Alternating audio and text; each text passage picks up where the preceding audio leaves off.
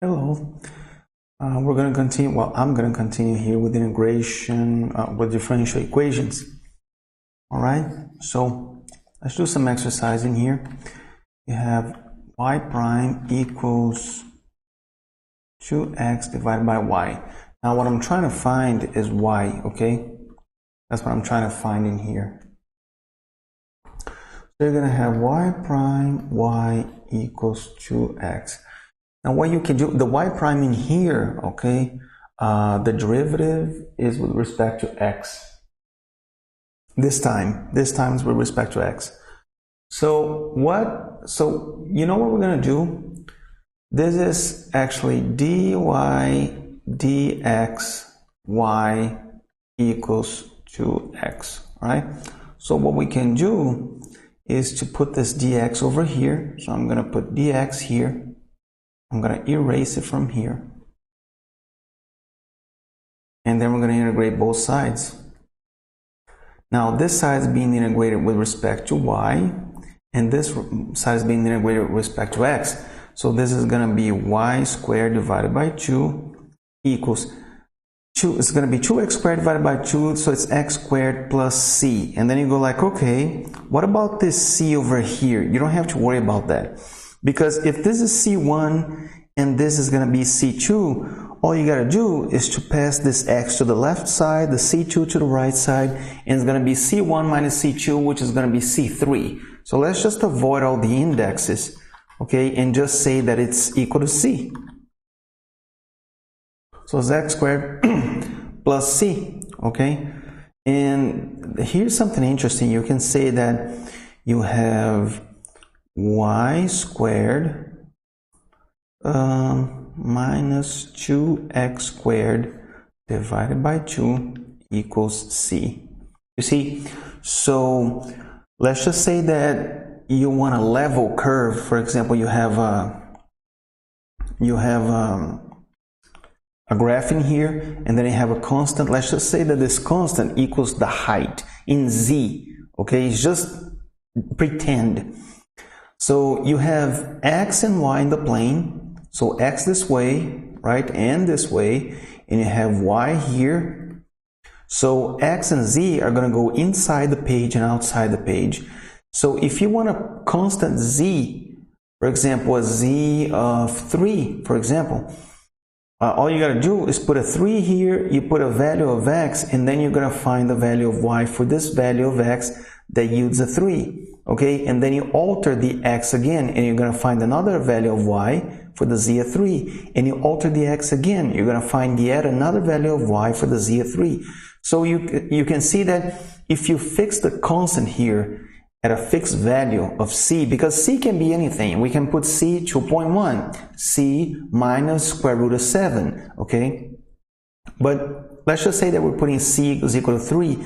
That means that the curve in here, okay, where the c is always going to be equal to 3, there's just a sketch, okay? I'm not saying that this is what's happening here. I'm not actually graphing this. But let's just say that during all this curve, c is equal to 3. Just pretend. This is called a level curve, okay? That means that you're going to change x and y accordingly to always have a c equal to 3. And then you may have, I'm not saying that you are going to have, you may have a curve like this. And this curve is going to be like c is equal to minus square root of 7. So all along this c, you're going to have a minus square root of 7 in here. That's just an example, okay, of what a level curve is. I'm just trying to explain to you the concept of what a level curve is. I'm going to erase this. I'm going to erase this thing here. Okay. Now, let's see.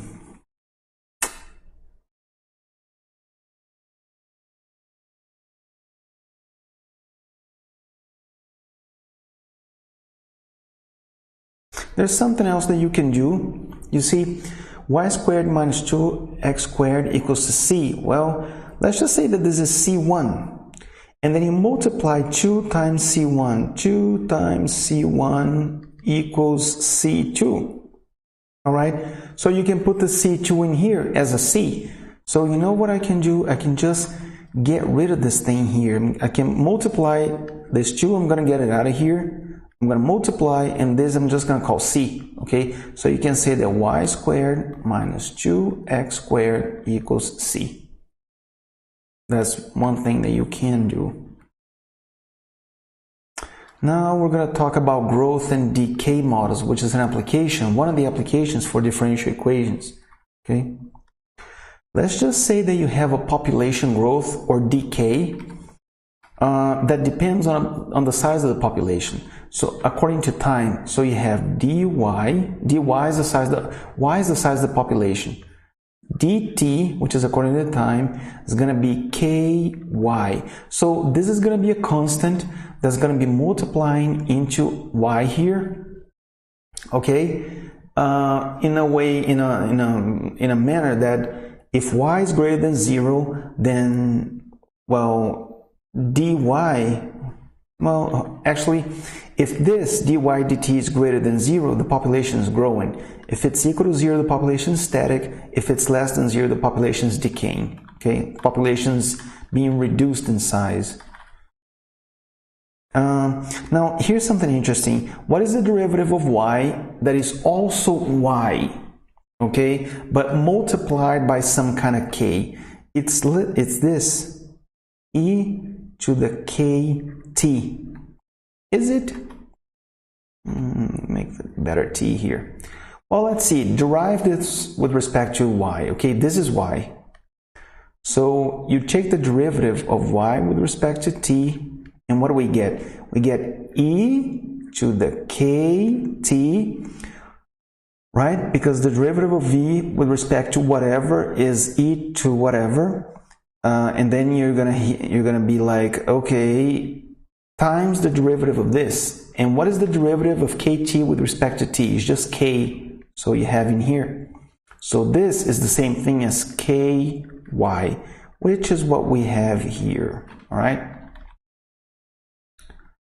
So that's one of the important applications of v. That's why it's so important that the derivative of e to the x with respect to x, okay, is equal to e to the x itself. It doesn't change. So d to the e, derivative of e to the t with respect to t is going to be e to the t itself. It doesn't change. So that's important. So you can see that this equation here actually satisfies this condition, this differential equation. Because what is this stuff, guys? This is y prime. All you got to remember is the variable differentiation here. In this case, it's not going to be x. It's t. Okay. So y prime equals ky, and this equation here fits this differential equation. We say that this equation here is the solution to this differential equation. Okay, this equation here is the solution to this differential equation. All right. There's something else too. You have a c. Okay. There's something else. Yeah, it's something else that we can say that we can multiply this to a c. Now, what is c? C is going to be the size of the population when t is 0, because when t is 0, it's going to be e to the 0, which is 1. Okay, so if you have nothing here, you can assume that c is equal to 1 and the population is 1. But let's just say the population is not 1 at t is 0. Let's just say that the population is 6. Okay, so at t is equal to 0, y is going to be equal to 6. There you go. So we can put a c here. Usually the c comes over here, but I didn't leave enough room. Let me just put this thing over here. And then I'm going to put a c here. There you go. All right. So c is the initial value of y, and k is the proportionality constant. Okay. There's something else that you got to remember, guys. Remember, what is e? E is the limit as n approaches infinity of 1 plus 1 divided by n to the n, okay? And I already proved this in a previous video, but if you put a k here, some kind of constant, this is going to be equal to e to the k. Okay? E to the k is going to be this thing in here. And if this is just happening for example, 1 year, and actually you want to calculate the stuff for many years, then you put a t here, and it's like elevating this whole thing with respect to t. Okay? That's what it is. So e to the kt is going to be this thing here. Okay? Oh, but you got a c here. Great. So put a c here too. But you see, you have the limit of c times something. This is going to be equal. Let me just put this thing a little bit. Hold on. Let me just space this out. Okay, I'm going to put this in here. Okay. So if you put a c in here, while the limit is n goes to infinity, whatever, it doesn't alter c. C is c, it's some constant. So you can say that this equals c times the limit of that, okay, as n goes to infinity and blah, blah, blah. Okay. So k is a proportionality constant, okay? It's the rate, the compound interest, right? Where what's going to be the balance after a few months. So you're going to have like 1 plus, it's gonna, let's see here. It's going to be it's going to be 5% a year. And it's a quarterly compound. So if it's a 5%, it's going to be 0.05 in here, okay? And if it's a quarterly compound, let's just say that, so it's like dividing 12 months by 4 because it's a quarter. Okay, so that will be 3 here, but actually it's going to happen 4 times a year. So you divide this by 4 and you put a 4 in here. But let's just say that it's more than a year. This is going to be like this for 5 years. So you multiply the 5 in here. Okay, so the proportionality constant will be the rate of interest when you're talking about, oh yeah, and you have the principal too here, which is what you're going to deposit up front. Okay, before you have any interest in the bank, you're going to deposit some amount of money in the bank, like $1,000. Well, the $1,000 is the principal. So this here is the proportionality constant in this case. And in here it's called the interest rate. The names are different, but the formula can see that it's the same. Okay. Now this is not E. For this to be E, instead of a 4 here, you put an N. Okay. And here you put an N too, and you say that it's the limit of this thing as n approaches infinity.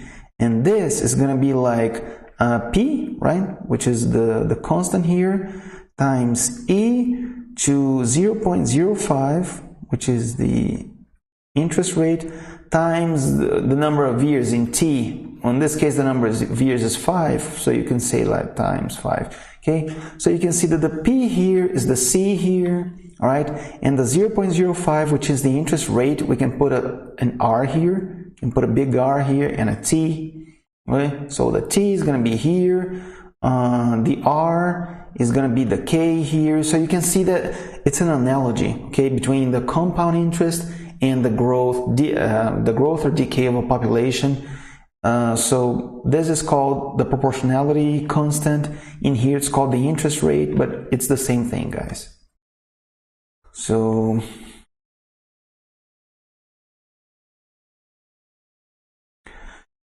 exponential growth occurs when k is greater than 0, and exponential decay occurs when k is less than 0. Of course, think about the money, forget about the population. If you have an interest rate of 5% a year, that means that, for example, that's going to be compounded just once. That means that after 1 year, if you have $1, okay, after 1 year you're going to have $1.05. But let's just say that the rate of interest is minus 5%. You're going to deposit money in the bank, and after 1 year you have 5% less of what you used to have. So you're going to have $1 in the beginning of the year, and at the end of the year you're going to have 0.95 cents. Okay, you're going to lose money. So this is for the compound interest, but it happens for the population growth, and it happens for the population decay too, right? So proportionality constant is k, exponential growth, blah, blah, blah, okay. So I already proved this to you guys. And now we're gonna solve some exercise in here.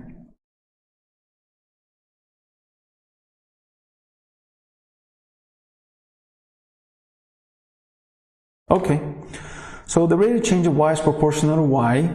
When t is equal to 0, y is equal to 2. Okay, so let's do that. When t is equal to 0, so it'll be c times e to the k times 0. This is going to be equal to 2, which equals c times e to the 0 is 1. Okay, so c times 1 equals 2, that means c is equal to 2. So we're going to do like y equals 2e to the k t. And the second initial condition is when t is equal to 0, y is equal to, when t is equal to 2, y is equal to 4. So when t is equal to 2, y is equal to 4. So it's going to be 2 times e to the k, and when t is equal to 2, right? So it's going to be like this. So you can divide everything by 2. So you get this thing out of here. You move this over. Okay.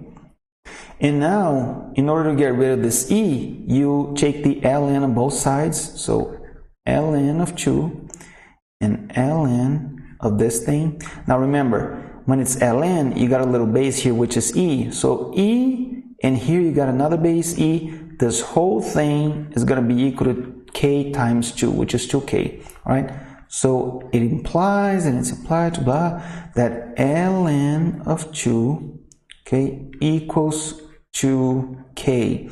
That means that k is going to be ln of 2 divided by 2, all right?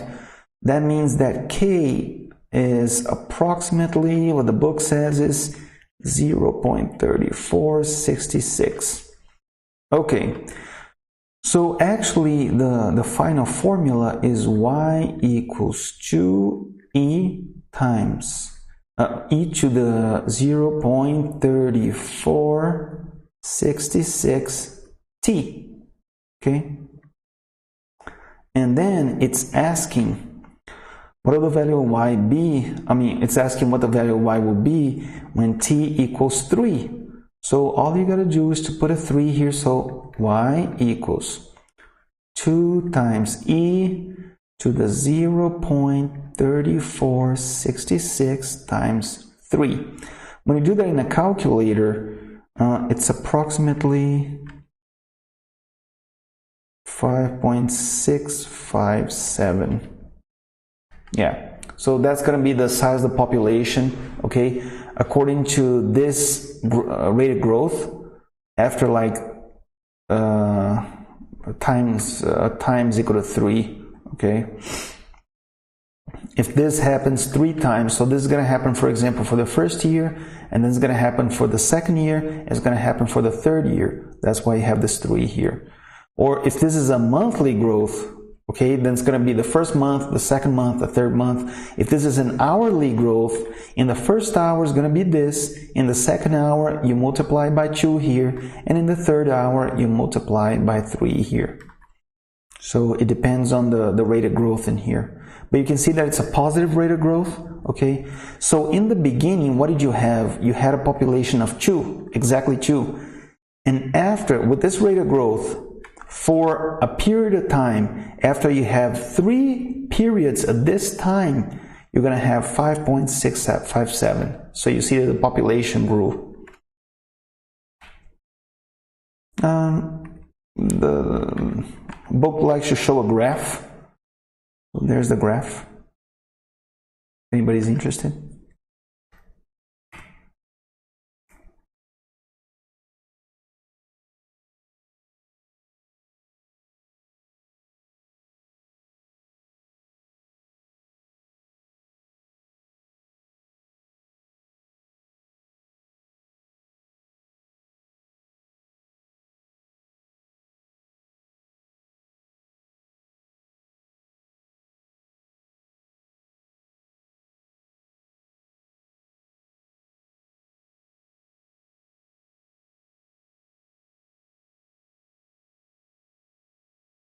Okay, now we're gonna have some other interesting. It's gonna be a similar thing, okay? So you have y equals c e to the kt. Okay, it's saying, for example, suppose that 10 grams of plutonium isotope Pu-239. So you have like a plutonium. It's saying 239 in here. I always thought that the number up here was going to be the number of mass and the number of atoms was going to be down here. But okay. Was released in a Chernobyl nuclear accident. How long will it take for the 10 grams to decay to 1 gram? So you have 10 grams in the beginning. So in the beginning, this T here in years, this T is in years, is going to be 0. Okay. So this whole thing becomes a 1 and you have C is equal to 10 because the book is saying that you have 10 grams of plutonium. So Y equals 10 e to the kt. Now we got to find K. Well, it's saying that the half-life of plutonium-239 is 24,100. That means that if you have, well, what is half of 10? Is 5, okay? So when y is equal to 5, you're going to have this thing right here times the t. How long will it take for you to have, because the half-life, okay, so what does that mean? That in 24,100 years, you're going to have from 10 grams to 5 grams. In another 24,100 years, you're going to have 2.5 grams. In another 24,100 years, you're going to have 1.250 or 1.25 gram. Okay, so the time is times 24,100. Okay, and now you do that same thing. You know, 5 divided by 10 is half. So you're going to put a half in here equals e to the 24,100 k. And now you take the ln of both sides. Ln of half is going to be equal to 24,100 k. And k is going to be ln of half divided by 24,100. So k, man, it's big. The k is going to be approximately minus 0.00028,761. So 28,761. All right, and you can see that the K is negative. That means that it's declining, and it is declining. Okay, if you have 10 grams of plutonium, more plutonium is not going to be created out of nothing. It's going to decay into a radioactively stable, because plutonium is radioactively unstable. Okay, I mean, it is radioactive. That means it's unstable. So plutonium is going to be decayed probably into plumbum, which is lead. Okay. And probably something else. So it's gonna be decaying into a stable substance, okay, a stable element instead of being unstable. So you're gonna be losing a plutonium-239 and you're gonna be gaining a more stable element that is not radioactive. So how long will it take for the 10 grams to decay to 1 gram? So what you want is like 1, which is the y, equals 10 e to minus 0.00028,761 t. All right. So you're going to divide this whole thing. 1 divided by 10 is 0.1. And you make this thing here disappear. Okay. You take the ln on both sides. And then you divide by this. So it's going to be the ln, okay, of 0.1 times the ln of this stuff, which is going to be minus da da da da da. So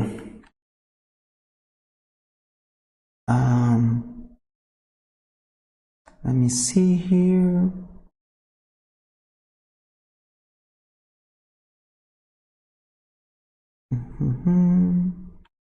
Okay.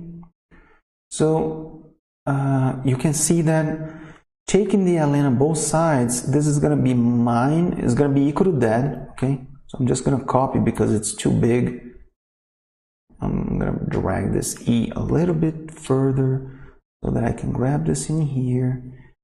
And I'm going to copy and paste and bring it over here. That means that t is this stuff ln of 0.1 divided by this. So I'm going to get this here. I'm going to bring it over here and divide it. Okay. And the equal, I'm going to bring it a little bit more here. And the t, I'm going to bring it, oh man, the t, I'm going to bring it over, kind of like that. Okay, now this is weird because see, you have a positive number here and you have a negative number here. That means that the result is going to be negative, right? I mean, you're going back in time. You're going to have like minus, you know what the answer to this is? This is going to be approximately, okay, minus 80,059 years, okay, years, right? Wrong. You're not going to go back in time, okay? This is positive here, but how come? Well, the ln of 0.1 is something negative. You see that e to the 1 approximately is 2.71. But you want e to be elevated to something. E is over here, it's hidden over here. You want it to be elevated to something that the result's going to be 0.1, right? So if e is elevated to 0, it's a 1. And you want this thing to go even down. So you want to be 0.1. E has to be elevated to an x in here. And this x, you can see that the exponent's going down. Here you have a 1, here you have a 0. This is going to be a negative number. All right? So when you take the ln of 0.1, just for the fun of it, let me just try to see if I have a calculator here. 0.1, I'm going to do the ln. You see, it's approximately this thing here. It's, let me just close this in here. Okay, this thing here, the ln of 0.1 is approximately minus 2.3 0258. All right, so it's a negative number. A negative number over a negative number is going to be a positive number. Anyway, the final answer is this one, 80,000 in 80,059 years, approximately. The 10 grams of plutonium-239 is going to become 1 gram of plutonium-239 plus some stable element, probably lead. Okay, that'll be it for this video, guys. I'll see you guys in the next one.